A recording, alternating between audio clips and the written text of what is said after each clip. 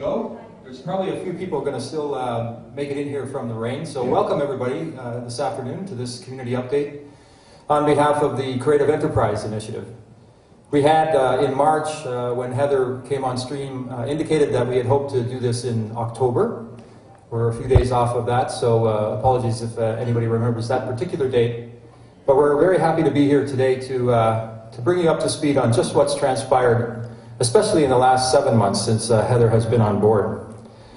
Now, I think most of you are familiar with or know about the Prosperity Council's agenda around creative enterprise, but perhaps not all of you. So I'm going to just do a brief retrospective on that agenda, which began with a journey back in 2007 when we started addressing this particular part of our community. And it was based on a recognition of the fact that there's a four-pillar model of sustainability for any community that consists of economic health, of environmental responsibility, of social equity, and not too long before that time, UNESCO had added a fourth pillar, which was cultural vitality. And so it was around that topic that the request to advance another forum, Prosperity Council Forum, to continue to build on what had been already underway since 2003 was undertaken, largely by a call across the region for it to happen and to continue to push creativity as an essential ingredient of who we are. So that journey started with a meeting at what's now the Conrad Center in June 2007, which was a Creative Intersections Forum. Part of the members of the arts community gathered in Kitchener City Hall August 2008 at an arts community forum. That informed a task force forum at Whistlebear. It was in Whistlebear in September of 2008, known as the Creative Dimensions in Prosperity. And from that, there were three committees struck: one on vision, one on structure, and one on resources. And they were populated by people across the region, from the artistic community, through academia, through health, through education, through the private sector, public sector, and so on.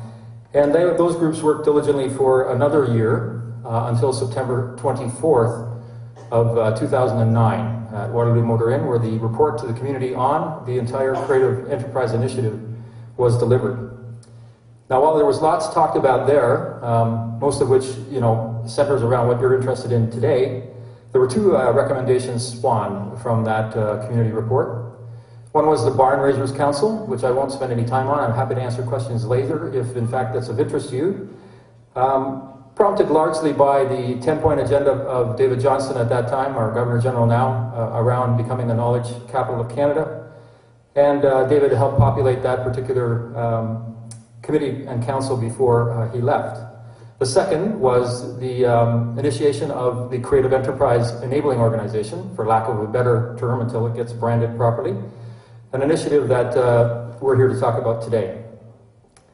So I wanted to just spend a minute saying that the reason for wanting to continue around the vision of creative enterprise was that there's this firm belief that we're very rich in culture and prosperity in Waterloo region, and it's renowned for its entrepreneurship, innovation, its creative spirit, and its quality of life. And it's about enhancing that even further, generating and celebrating, I think, what we would like to think is as bold and sort of undiscovered ideas, things that we don't even yet know. The mandate of this organization was this, and this was what was reported at to the community in 2009. It will connect volunteers, resources, skills, and ideas, and be an engine driving investment to initiate and sustain outstanding creative enterprise throughout the Waterloo region. The organization itself exists to enable creative excellence, to advocate for artists, arts and culture organizations, and other creative initiatives to assist in reaching outstanding levels of accomplishment, success, and recognition, to foster creative collaboration between individuals and organizations to increase efficiencies and maximize efforts and impact, and to grow the financial investment in our visible and cultural landscape, and finally enhance the region's attractiveness as a place to live, work, play, and stay. With that came a call to action as a part of that report, which was essentially to find a way to fund and invest in the sector, the shortfall that seemed to be somewhere between $3 and $5 million. So in the public sector, there was an ask for a $1 per capita investment into the sector, and also a partial ask to assist in helping run the creative enterprise organization. What's good about all of that is that we have now seen in excess of 700,000 net new dollars invested annually in the sector, and also the operation of the organization. That's been joined in part, as Heather will talk to you about, by public sector investment and by some private sector investment. That's the point that we're working at. So without further ado, I'll let Heather take over, and there will be a Q&A later, and we'll then discuss perhaps the content of the update. Thank you.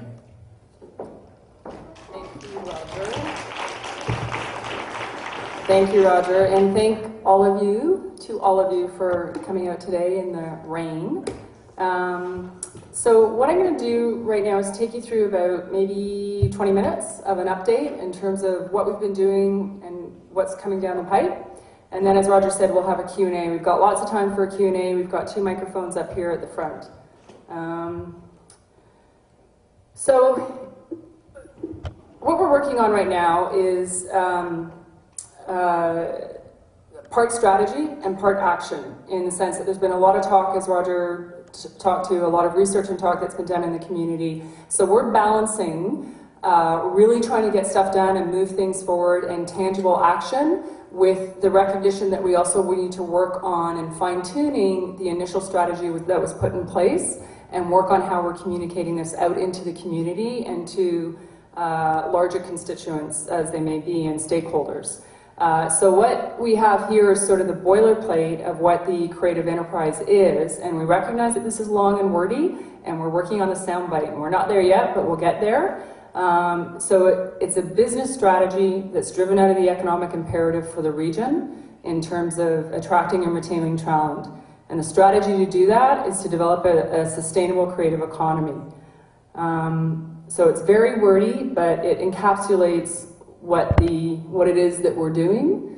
And the mission for the organization, as Roger alluded to earlier, is to position the region as a world-class destination to live, work, and play, and stay, importantly, and stay, by initiating and sustaining outstanding creative enterprise. So what we want to take you through here is the work that was done in March of 2010 in terms of that draft strategic plan, which was really a very tangible and real reflection of the information that came throughout all of the community consultation.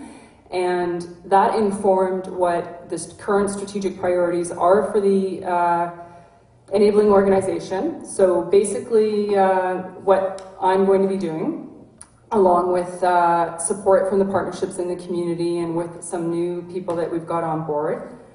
And this really is phase one, and we know, I mean, 18 months, of course it's phase one. Obviously this is a very long-term, multi-year sort of, 10-year or more vision. It will be continuous. And what the focus is on this 18-month priority is to really focus on stabilizing the sector. So as Roger talked about in terms of getting that 700,000 new per capita dollars in the door, and how that gets integrated into the community, and to help the sector help itself. So what can we do quickly to help the sector help itself? And that's about getting more investment for the sector, providing access to resources and services for the sector, and to strategically reinvest back into the community and into the sector. So those are sort of the 4 key buckets or strategic priorities that all of our activities over the next 18 months are falling into. And they're very broad, and we're trying to break it down to be very tactical. So within that, and as we continue to fine-tune the strategic plan, we are at the same time, as I said, being very action-oriented. So I'm just going to take you through a snapshot of the kind of work that we've done in the last 7 months since I started. which is basically, the first thing I did was go out and listen to as many people as I could, as quickly as I could. Some meetings were longer or shorter, so whether it was, around 350 people in the first 6 to 8 weeks. And I know that that's really just the tip of the iceberg, but it really was about listening to the needs of the community and reaffirming the strategic priorities that we were moving forward on. We have donated space that's been provided to us from Accelerator Center and Communitech, and it's probably close to $75,000 or more in terms of donated physical space that we're in. Right now we're down at Communitech in a sort of 8 by 10 cinder block, no windows cubbyhole, but it provides us full access to services, to rooms and photocopiers and printers and reception and all that kind of stuff. What it also does is it gets us integrating and interacting with a lot of the people that we want to talk to, not only in terms of private sector investment, but in terms of the technology partners that we will want to work with the end game of using technology to enable the sector. So the notion being that here we are sitting in Canada's technology triangle and one of the top producers for the country, and boy, if we don't get it right in terms of leveraging technology to help us accelerate this sector, then there's something that we're really not doing right at all. And so that's partly why we want to be there, to really learn and develop those relationships as much as we can. We are looking at additional space in there, and it would be, let's say, 1,000 to 1,100 square feet. And that space would be partial, desks and chairs for right now 3 of us that are working full time and some contract people. And it would also be space that would be shared with a couple community partners, and then probably a third of the space or whatever that would be community space specifically. So for example, if we were working very diligently with an organization to develop a strategic plan or a marketing plan, or they've got something big coming up and we need to spend a lot of time together with other mentors or ourselves working on strategy or programming, then they could come and stay in that space for 2 weeks or 3 weeks or have a desk or what have you. So we're just throwing around these ideas and need to get input on what would be relevant for people. There would also be desks and set up where people could say, you know what, for 3 months, I really just need to really do a project or whatever, and I need access to meeting rooms, I need access to photocopiers and printers and all that back office stuff. And so someone could come and say, I'd like to book a desk for 4 hours every Wednesday afternoon for the next 3 months. So that's the type of service that space will provide as well. And it's also, we're in discussions with Communitech or the Hub and Accelerator Center that are all down there in terms of helping to program the space and to enable further intersections between these communities and technology. People are just having those types of interactions and discussions because you never know what's going to come out of it. The other work, confirming the mission and mandate, just to make sure we're on track, priorities. We've had focus meetings with the private sector in and around the region. We submitted 2 grant applications, and everybody knows how time-consuming that can be. And those were grant applications that, again, were for sectoral support to go beyond what enable what the current 18-month strategic priorities are and forward thinking on them as well.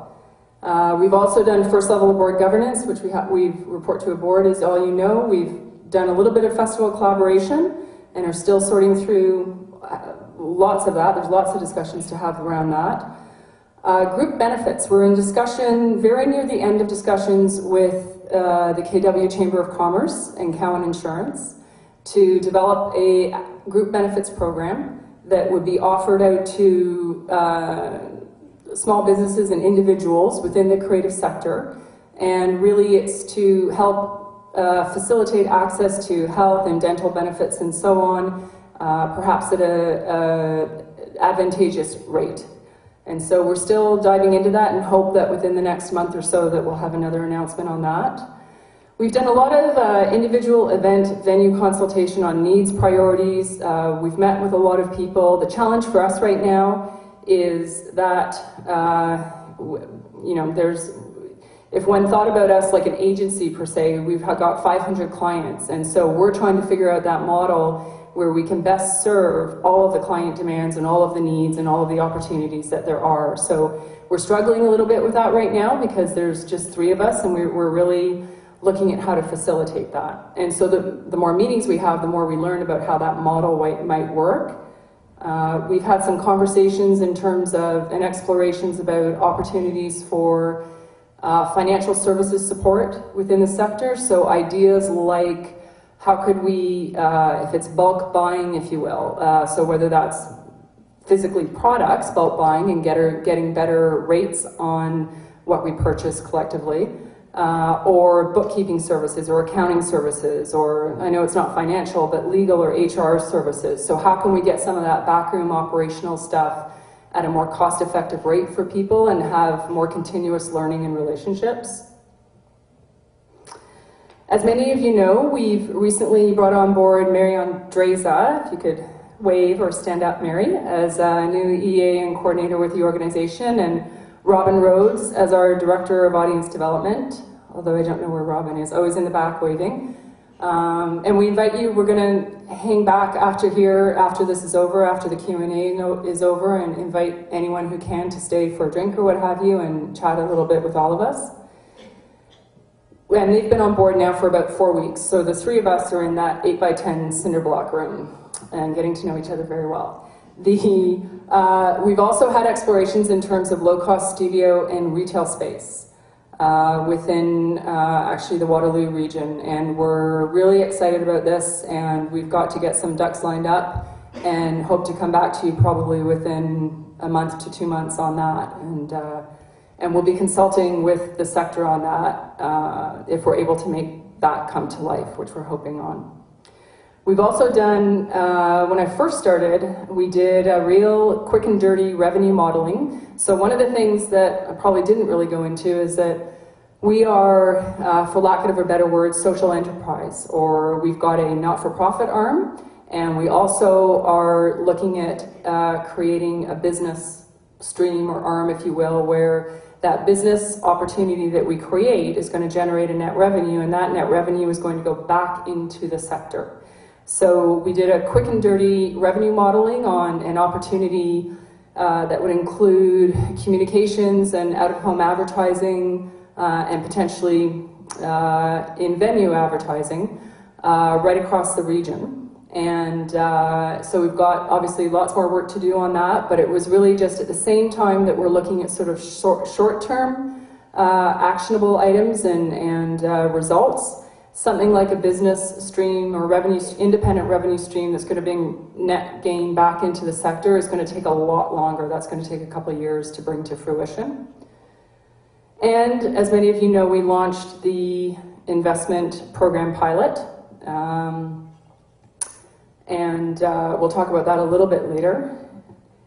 So what you have in front of you is really a breakdown of the 7 core activities that we're focused on in the next 18 months.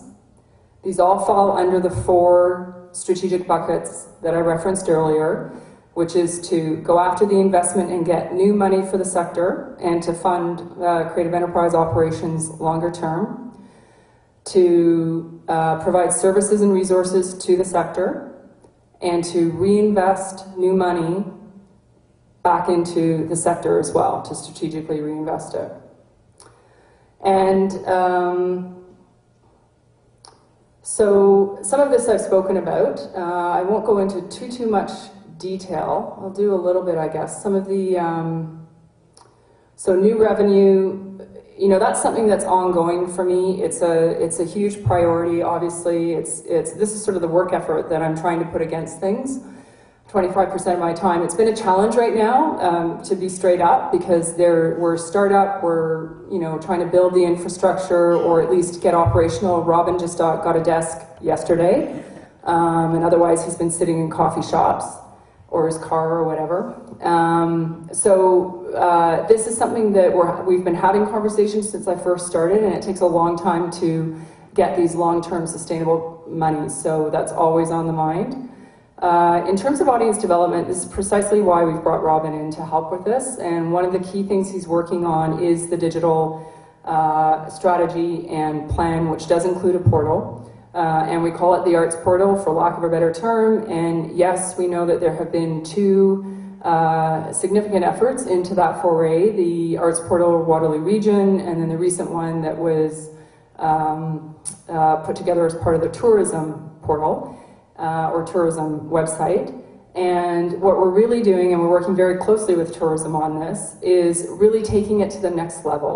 We need to extrapolate out all that's really good about that and create an arts portal that speaks to the region and to people beyond the region to help everybody understand what's going on. There is so much going on in this region, and one of the challenges I know when I moved back here a year ago, I really couldn't figure out what was going on. You have to know someone to know someone to know that something is going on, and we need to really go beyond the current entities that know and get it out there to a broader community. There's over 500,000 people in the region, and we've got a lot of opportunity in terms of audience development there.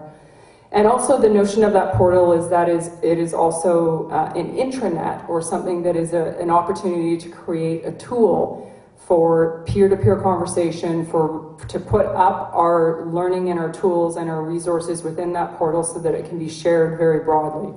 And as I said earlier, we gotta leverage the technology brains in this community to really use technology to enable this sector.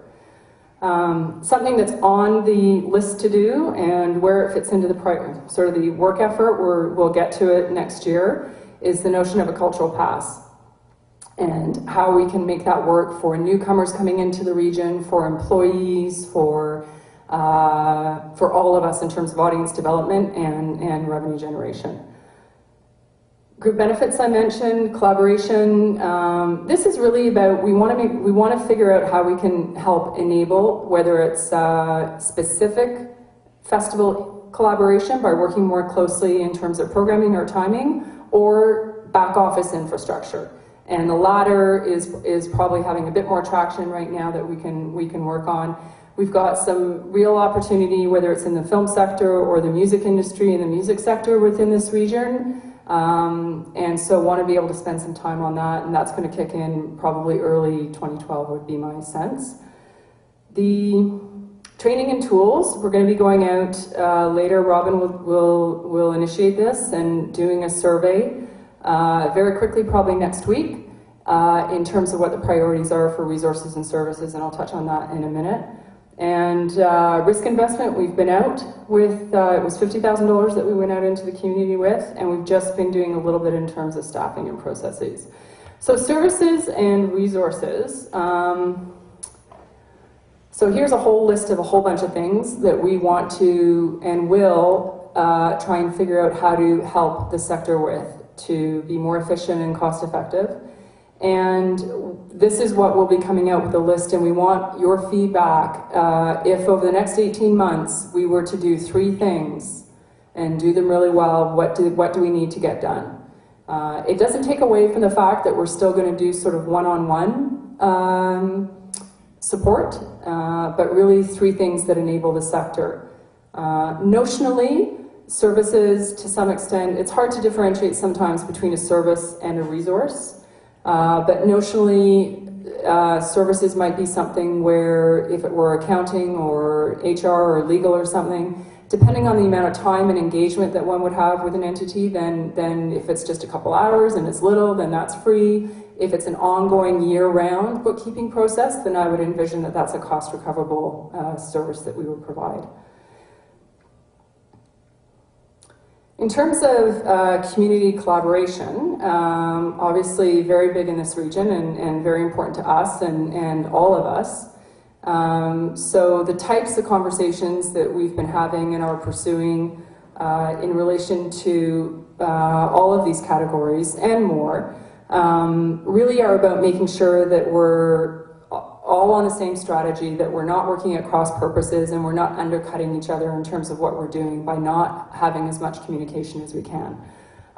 Tourism and CTT, Tracy Desjardins and I at Tourism have conversations every week We're getting to the stage where what we'll be doing is integrating our strategic plans and meeting quarterly in terms of that kind of strategic planning process. And CTT with Anne Gray now on board, I know that that's going to increase in terms of the dialogue we have with them. And no, John's very busy, as we know, and travels a lot. The alignment in terms of community resources and services, we just met today, again, with Kitchener Economic Development Department and trying to ensure that we're working in sync in terms of strategies and what we're doing and where we overlap and where we're distinct. And likewise, I know that Marlene, I don't know if she's here today, but in terms of Waterloo Economic Development and working with their committee, we've had some initial conversations with all the ECDev departments in terms of some joint research that we've been doing. So not only on the municipal level, but in terms of resources and services, Kitchener-Waterloo Community Foundation as well, and other organizations that are already in the community, and how do we work in sync with each other.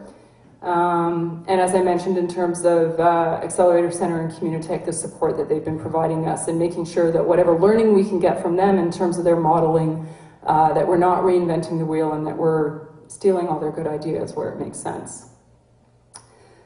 Investment program, I won't go into this too much. We've been, a lot of this has been published and it's been online, and happy to talk about it for anybody. This really was a quick hit. It was a pilot. We had the money. It's important to note $20,000 from the City of Kitchener and their sustainability fund. And we matched that and exceeded it with private sector contributions. And we wanted to get that money out into the marketplace as quick as we could. So it was a quick and dirty program. We had some great tractions, 59 submissions, and turned the money around and the checks out fairly quickly. And we're going to be following the progress, watching, learning, measuring, tracking, and reporting back, and watching how those investments have worked.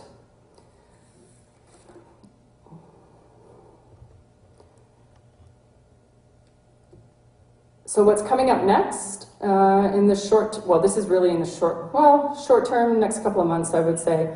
Obviously continuation of everything I just said, but immediately SurveyMonkey's on portal functionality and design, SurveyMonkey's on top resources and services, and to get that going, that'll all sort of get traction and going in the next couple of weeks.